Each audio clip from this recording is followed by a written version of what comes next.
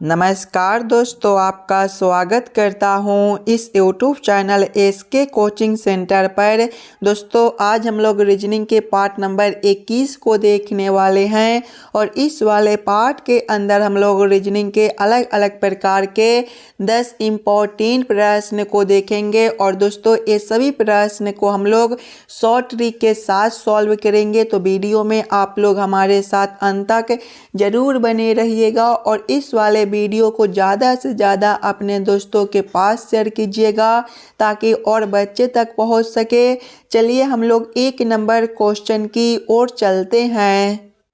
ये रहा question number 1। Question number 1 आपको कार्य नीचे दिए गए श्रृंखला को पूरा करें।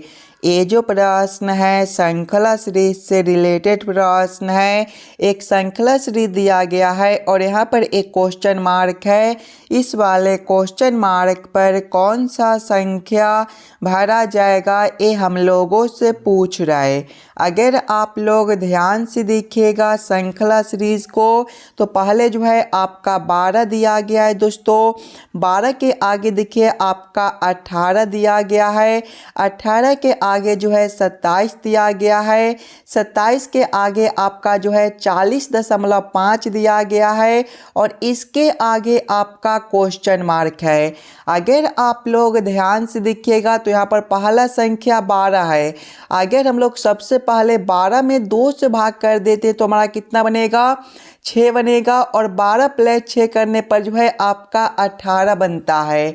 उसी प्रकार से दोस्तों, जब हम लोग 18 में 2 से भाग कर देते हैं तो हमारा 9 बनता है और 18 प्लस 9 करने पर जो है 27 हो जाएगा। अगला संख्या 27 भी दिया गया है। तो यही सेम अब हम लोग आगे करेंगे। जब हम लोग 27 में 2 से भाग करेंगे तो हमारा कितना बनेगा, 13.5 बनेगा और जब हम लोग 27 प्लस 13.5 करेंगे तो हमारा 40.5 हो जाएगा। आगे 40.5 भी दिया गया है, यानी कि इस वाले प्रश्न को हम लोग इसी प्रकार से सॉल्व कर सकते हैं। तो यही सेम अब हम लोग आगे करेंगे। सबसे पहले हम लोग क्या करेंगे, तो 40.5 में 2 से भाग करेंगे। 40.5 में जब दोस्तों हम लोग 2 से भाग करेंगे तो हमारा जो है 20.25 बनेगा और जब हम लोग 40.50 में 20.25 को जोड़ेंगे तो हमारा जो है ये 60.75 बनेगा।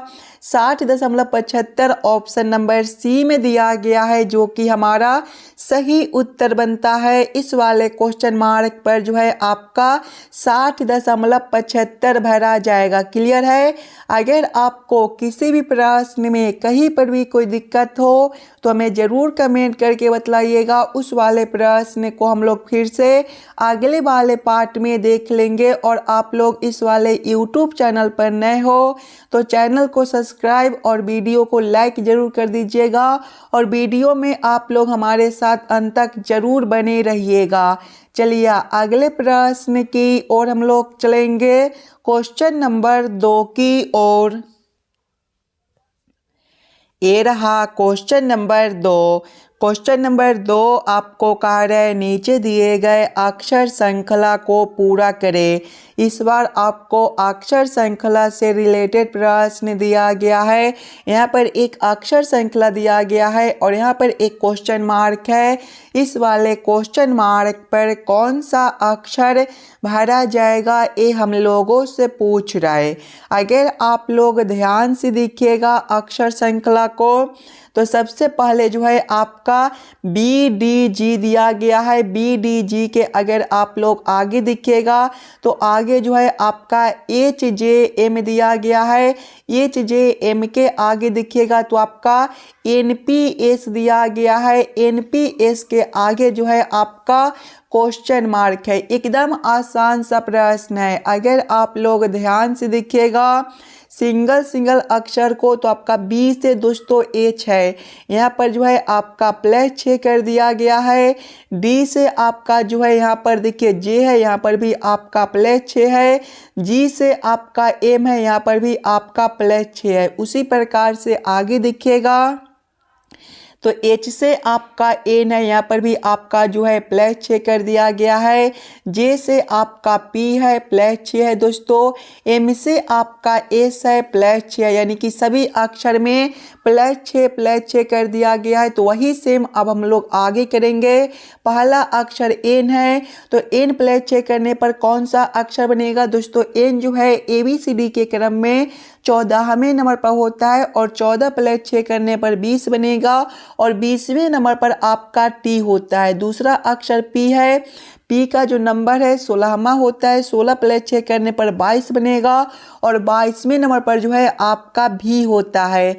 तीसरा अक्षर S है, S का जो नंबर है 19वां है, 19 + 6 करने पर 25 बनेगा और 25वें नंबर पर आपका Y होता है। कौन सा ऑप्शन में आपका TVY दिया गया है? तो TVY ऑप्शन नंबर ए में दिया गया है, जो कि हमारा सही उत्तर बनता है दोस्तों। चलिए अगले प्रश्न की ओर हम लोग चलेंगे, क्वेश्चन नंबर 3 की ओर। ये रहा क्वेश्चन नंबर 3। क्वेश्चन नंबर 3 आपको कह रहा है नीचे दिए गए प्रश्न में संबंधित संख्या को चुनिए।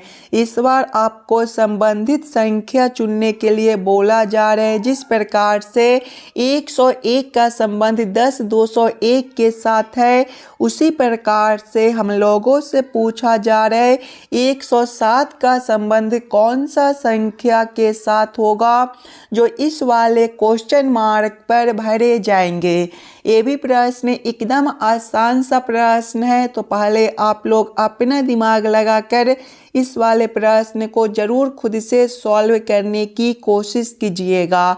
अगर आप लोग ध्यान से देखिएगा तो 10,201 क्या होता है दोस्तों? तो 10,201 जो है आपका 101 का स्क्वायर होता है। जब हम लोग 101 का स्क्वायर करेंगे तो हमारा जो है 10,201 बनेगा। आप लोग जरूर याद कर लीजिएगा। उसी प्रकार से आगे संख्या 107 दिया गया है, तो हम लोग 107 का स्क्वायर करेंगे तो 107 का स्क्वायर जो है हमारा 11,449 होता है। 11,449 कौन सा ऑप्शन में दिया गया है? 11,449 ऑप्शन नंबर सी में दिया गया है, जो कि हमारा सही उत्तर बनता है। इस वाले क्वेश्चन मार्क पर जो है आपका 11,449 भरा जाएगा। क्लियर है? चलिए अगले प्रश्न की ओर हम लोग चलेंगे, क्वेश्चन नंबर 4 की ओर। ये रहा क्वेश्चन नंबर 4। क्वेश्चन नंबर 4 आपको कह रहा है नीचे दिए गए प्रश्न में संबंधित शब्द को चुनिए। इस बार आपको संबंधित शब्द चुनने के लिए बोला जा रहा है। जिस प्रकार से बर्फ का संबंध ठंडा के साथ है, उसी प्रकार से हम लोगों से पूछा जा रहा है भाप का संबंध कौन सा शब्द के साथ होगा, जो इस वाले क्वेश्चन मार्क पर भरे जाएंगे। अगर आप लोग ध्यान से देखिएगा तो बर्फ जो है आपका ठंडा होता है, तो बर्फ से ठंडा लिखा हुआ है। उसी प्रकार से दोस्तों आगे हम लोग सोचेंगे तो भाप हमारा कैसा होता है? भाप जो है हमारा गर्म होता है, यानी कि इस वाले क्वेश्चन मार्क पर जो है आपका गर्म भरा जाएगा। गर्म ऑप्शन नंबर बी में दिया गया है, जो कि हमारा सही उत्तर बनता है। चलिए अगले प्रश्न की ओर हम लोग चलेंगे, क्वेश्चन नंबर 5 की ओर। ये रहा क्वेश्चन नंबर 5। क्वेश्चन नंबर 5 आपको कह रहा है लुप्त संख्या ज्ञात करें। ये जो प्रश्न है मिसिंग नंबर से रिलेटेड प्रश्न है।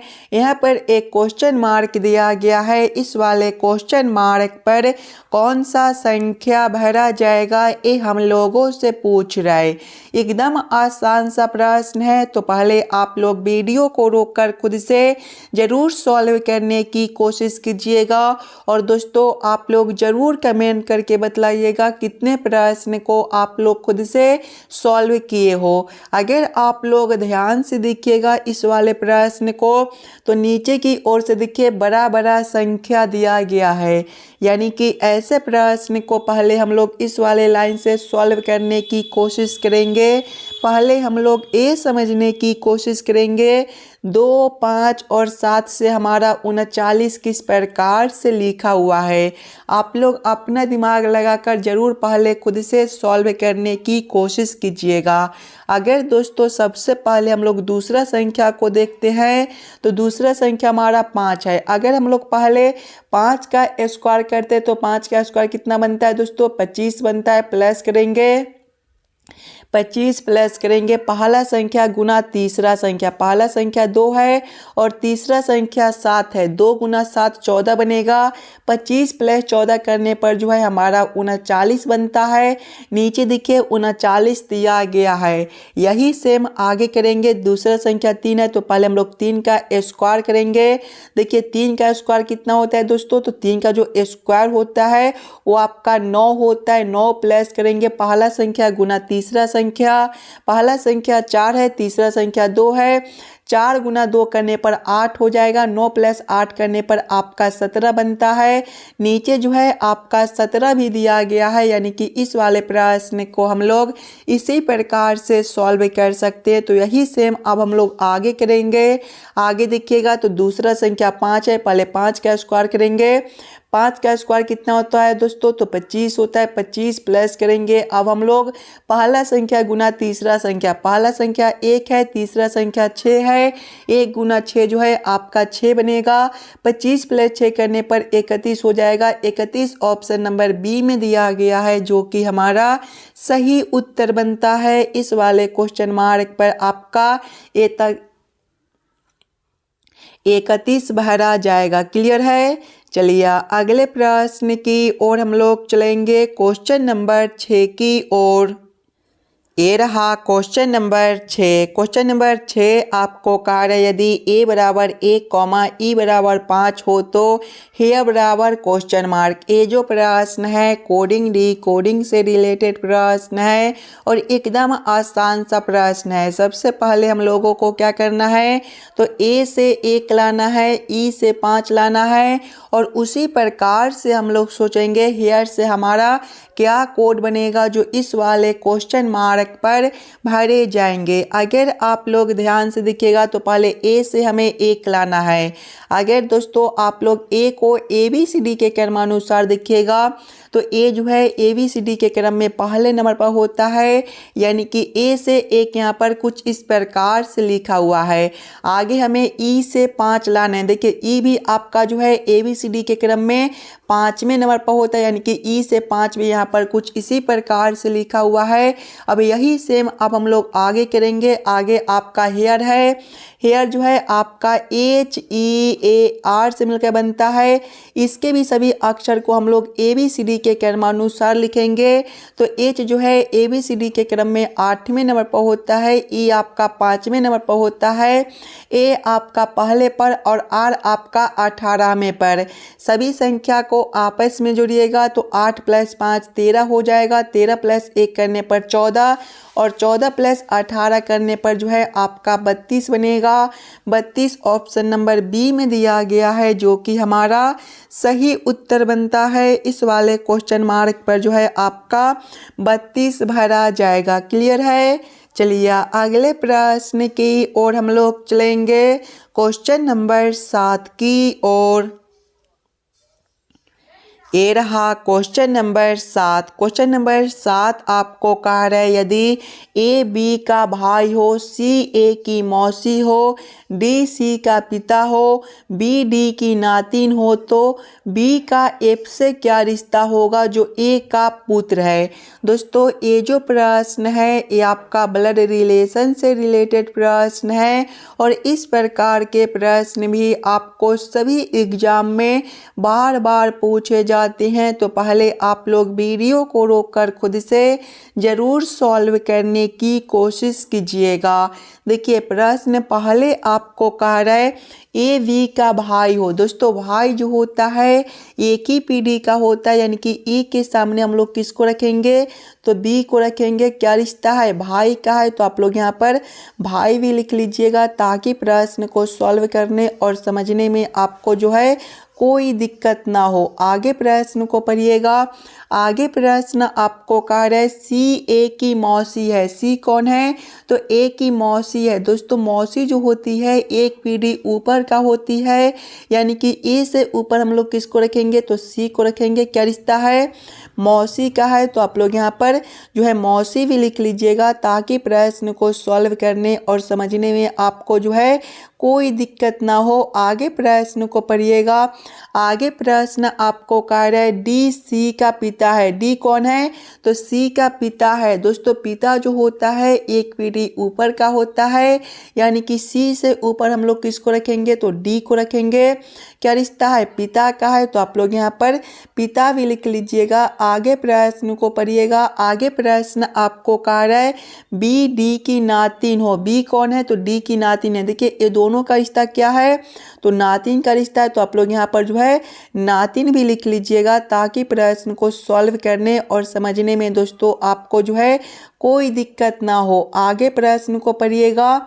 आगे प्रश्न आप लोगों को कह रहा है तो बी का एफ से क्या रिश्ता होगा जो ए का पुत्र है। दोस्तों ए का पुत्र कौन है? तो ए का जो पुत्र है आपका एफ है, और पुत्र जो होता है एक पीढ़ी नीचे का होता है, यानी कि ए से नीचे हम लोग किसको रखेंगे? तो एफ को रखेंगे। क्या रिश्ता है? पुत्र का है। तो आप लोग यहाँ पर पुत्र भी लिख लीजिएगा। और आप लोगों से पूछ रहे हैं बी का एफ से क्या रिश्ता होगा।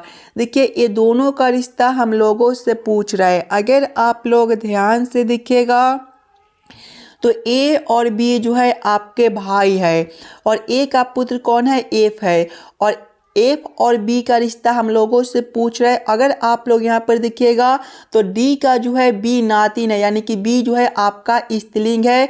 देखिए आपके पिता के बहन आपका कौन लगेगा? तो आपके पिता का बहन जो है आपका बुआ लगेगा, यानी कि यहाँ पर जो रिश्ता बनता है दोस्तों बुआ का बनता है। बुआ आपका कौन सा ऑप्शन में दिया गया है? बुआ ऑप्शन नंबर ए में दिया गया है, जो कि हमारा सही उत्तर हो जाएगा। चलिए अगले प्रश्न की ओर हम लोग चलेंगे, क्वेश्चन नंबर 8 की ओर। ये रहा क्वेश्चन नंबर 8। क्वेश्चन नंबर 8 जो है ये आपका वेन आरेख वेन डायग्राम से रिलेटेड प्रश्न है। पक्षी तोता और चमगादड़ का किस प्रकार से वेन आरेख वेन डायग्राम बनेगा, ये हम लोगों से पूछ रहा है।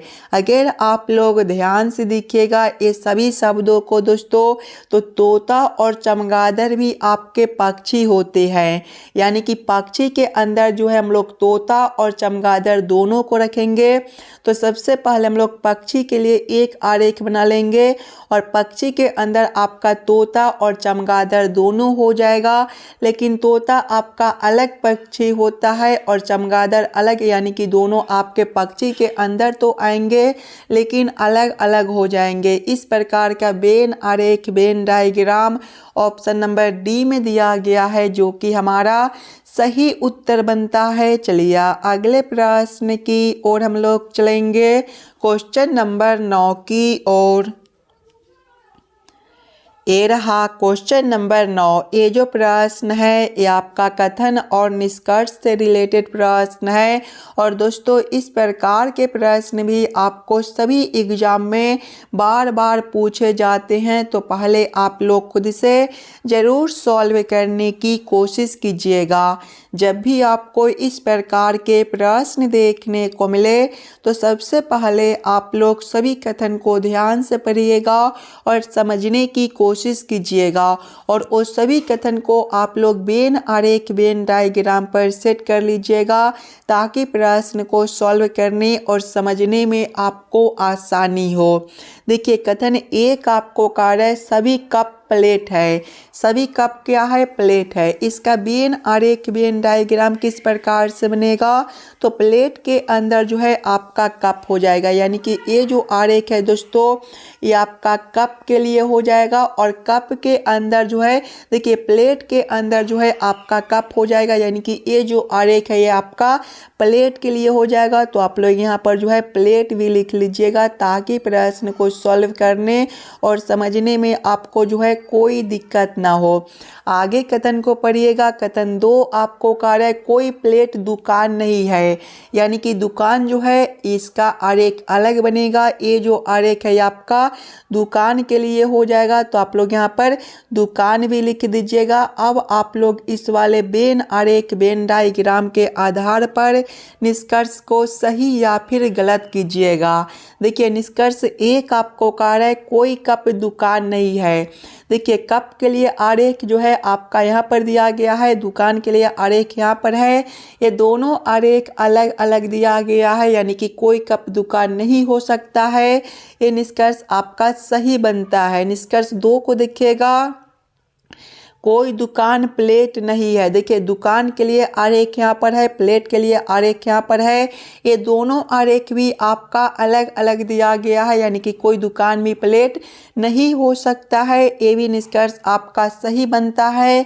दोनों निष्कर्ष आपके सही हो जाएंगे। कौन सा ऑप्शन में दोनों निष्कर्ष को सही किया गया है, तो ऑप्शन नंबर सी में देखिएगा दोनों ही निष्कर्ष सही है, यानी कि क्वेश्चन नंबर 9 का आपका ऑप्शन नंबर सी जो है सही उत्तर बनता है। चलिए अगले प्रश्न की ओर हम लोग चलेंगे, क्वेश्चन नंबर 10 की ओर। ये रहा क्वेश्चन नंबर 10। क्वेश्चन नंबर 10 आपको कह रहा है विषम आकृति को पहचान करें। दोस्तों यहाँ पर एक प्रश्न आकृति दिया गया है, 4 आकृति दिया गया है। ये चारों आकृति में सबसे अलग आकृति कौन सा दिया गया है, ये हम लोगों से पूछ रहा है। अगर आप लोग ध्यान से दिखेगा तो आकृति ए, बी और सी को देखिए, यहाँ पर जो है दोनों आकृति आपस में थोड़ा जुड़े हुए हैं। देखिए आकृति ए में दोनों आकृति आपस में थोड़ा जुड़े हुए हैं। आकृति बी में भी जो है आपका दोनों आकृति आपस में थोड़ा जुड़ा हुआ है। आकृति सी में भी उसी प्रकार से दोनों आकृति आपस में थोड़ा जुड़ा हुआ है। जबकि आकृति डी में देखिए एक के अंदर एक आकृति दिया गया है, यानी कि ये आकृति जो है आपका सबसे अलग बनता है। तो क्वेश्चन नंबर 10 का आपका ऑप्शन नंबर डी जो है सही उत्तर हो जाएगा। आशा करता हूँ दोस्तों आप लोग सभी प्रश्न को बढ़िया से समझ गए होंगे। अगर आपको किसी भी प्रश्न में कहीं पर भी कोई दिक्कत हो तो हमें ज़रूर कमेंट करके बतलाइएगा। चलिए हम लोग मिलते हैं आपसे अगले वीडियो में।